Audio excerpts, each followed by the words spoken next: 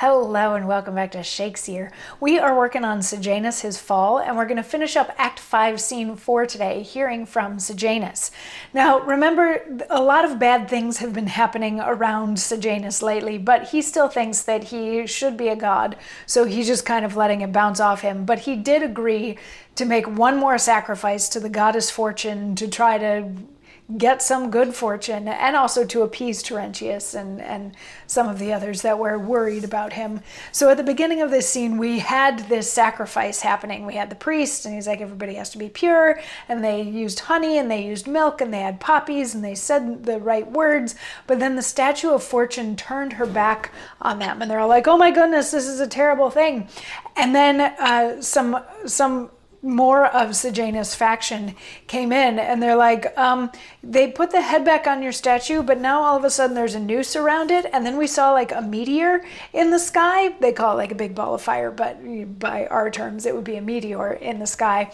And Sejanus is just like, oh, it's just that Macro is coming back. And they're like, well, have you seen Macro? And they're like, yeah, I saw Macro going over to Regulus' house, which is, cause for concern.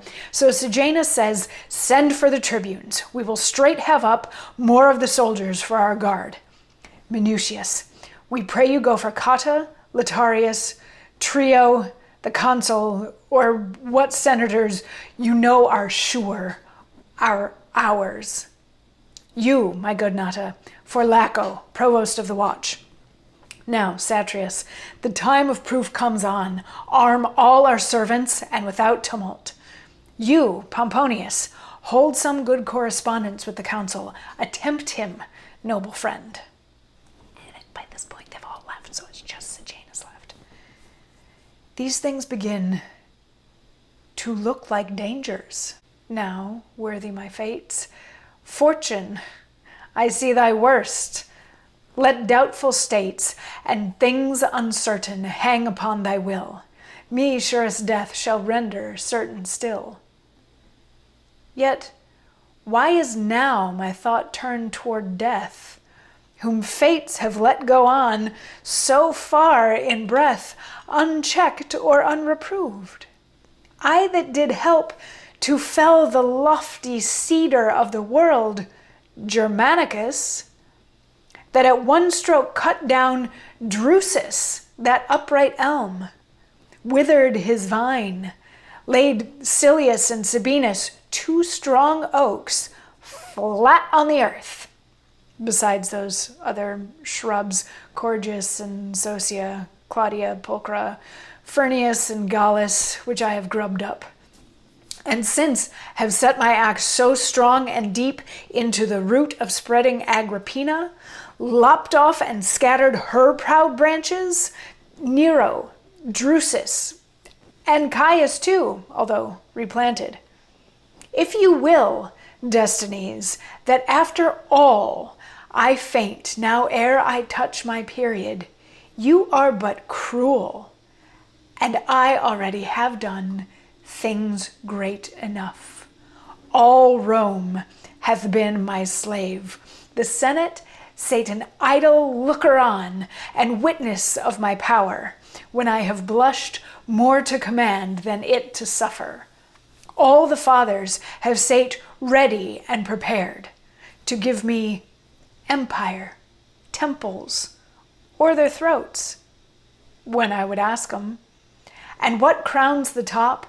Rome, Senate, people, all the world have seen Jove but my equal, Caesar but my second.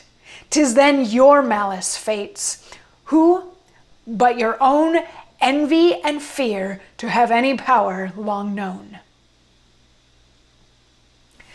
And that's the end of the scene. So this is it's interesting. He starts out giving all of these orders to all of his people, to Terentius and Minutius and Nata and Satirius and Pomponius. He's trying to put out the fires here and see what's going on. He gathers up the guard. He wants to have conversations with the senators to make sure that everything is still cool. All of these sorts of things. So he sends all of them on their way to do the stuff. And then once he's on stage by himself, he does acknowledge that these could be a whole bunch of bad omens. that have been going on around him for some time. He's like, this is maybe some stuff that I should be concerned about. But then he's like, wait a second. I've already done all the great things. I got rid of Germanicus. I got rid of Drusus. I got rid of Silius, Sabinus, Cordurus, Socia.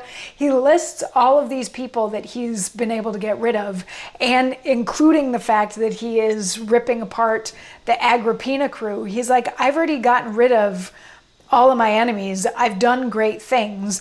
He's like, all of Rome knows that I am equal to a god at this point, and the emperor is like second in command to me. So fates, if you have something weird in store for me, that's just because you're afraid of me and or you're jealous of me. So deal with it yourselves.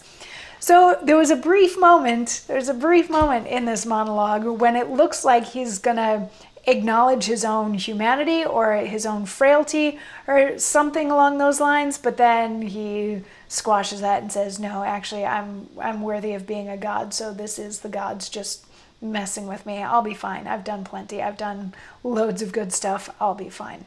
And that's the end of Act 5, Scene 4. So the higher they climb, the harder they fall. We'll see. Come on back tomorrow for more. Mwah.